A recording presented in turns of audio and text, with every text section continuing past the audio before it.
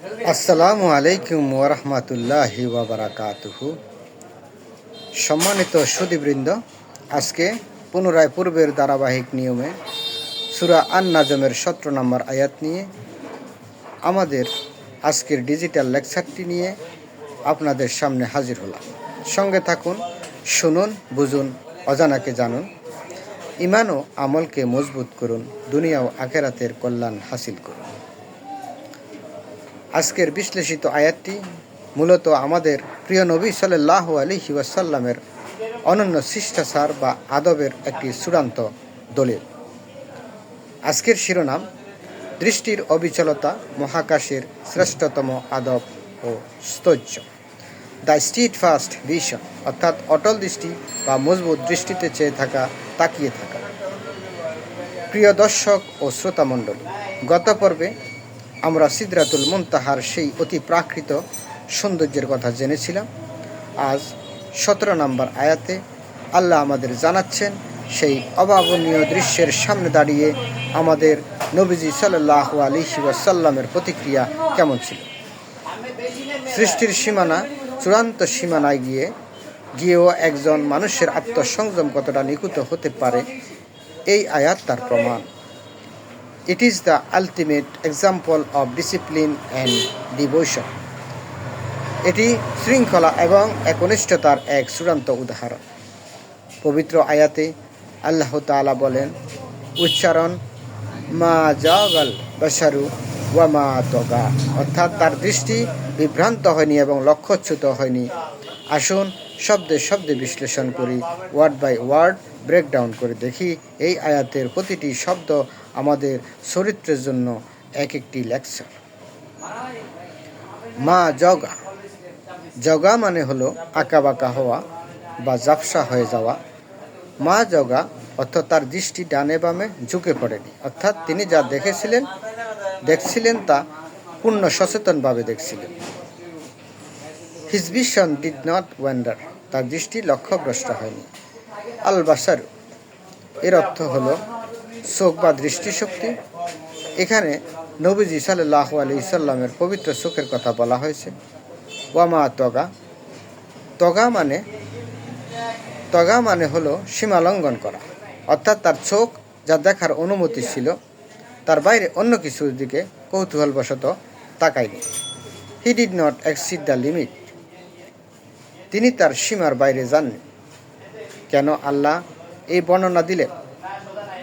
The divine wisdom, সাধারণত মানুষ যখন খুব আশ্চর্যজনক বা চকচকে কিছু দেখে তখন সে দিশেহারা হয়ে পড়ে অথবা কৌতূহলী হয়ে এদিক ওদিক তাকাতে থাকে। কিন্তু নবীজি সাল্লাল্লাহু আলাইহি ওয়াসাল্লাম আল্লাহর আরশের এত কাছে গিয়েও কেবল সেদিকে তাকিয়েছিলেন যা আল্লাহ তাকে দেখাতে চেয়েছিলেন। এটি তার আদব বা শিষ্টাচারের সর্বোচ্চ শিখর। True love means focusing only on the beloved. প্রকৃত ভালোবাসা মানে হলো কেবল প্রিয়তমের দিকেই মনোযোগ ধরে রাখা। আমাদের জীবনে এই আয়াতের শিক্ষা প্র্যাকটিক্যাল লাইফ লেসন। এই ডিজিটাল লেকচার থেকে আমাদের জীবনের জন্য 3টি বৈপ্লবিক শিক্ষা রয়েছে। মনোযোগ বা ফোকাস ঠিক রাখা। আমরা যখন নামাজে দাঁড়াই বা কোনো কাজ করি আমাদের মন ডানে বামে ছুটতে থাকে। এই আয়াত আমাদের শেখায় লক্ষ্য অর্জনে অবিচল থাকতে হবে। Distraction is the enemy of the success. মনোযোগ বিচ্যুতি হলো সাফল্যের শত্রু। দৃষ্টির হেফাজত ও আদব, অন্যের ব্যক্তিগত বিষয়ে বা অনর্থক কৌতূহলে দৃষ্টি না দেওয়া হলো একটি বড় গুণ। নবীজি সাল্লাল্লাহু আলাইহি সাল্লাম আমাদের শিখিয়েছেন কোথায় তাকাতে হবে এবং কতটুকু তাকাতে হবে। আপনার চোখ যেন আপনার নিয়ন্ত্রণের বাইরে না যায়। সাফল্যের সময় স্থির থাকা। মানুষ যখন অনেক বড় সম্মান পায় তখন সে অনেক সময় গর্বে দিশেহারা হয়ে পড়ে। কিন্তু নবীজি সাল্লাল্লাহু আলাইহি ওয়াসাল্লাম সিদরাতুল মুনতাহায় গিয়েও বিনয় এবং ধৈর্যের মূর্ত প্রতীক ছিলেন। Stay grounded even when you reach the stars. নক্ষত্র সম উচ্চতায় পৌঁছেও নিজের শিকড়কে ভুলে যেও না বা বিনয়ী থেকো। দ্য ক্লোজিং নোট, বন্ধুগণ, 17 নম্বর আয়াতে আমাদের চরিত্রের একটি নতুন ডাইমেনশন শেখায়। তা হলো পরিবেশ যতই চাকচিক্যময় হোক না কেন, নিজের লক্ষ্য এবং আদব থেকে বিচ্যুত না হওয়া। নবীজি সাল্লাল্লাহু আলাইহি ওয়াসাল্লামের সেই অবিচল দৃষ্টি আমাদের শেখায় কিভাবে রবের সামনে দাঁড়াতে হয়।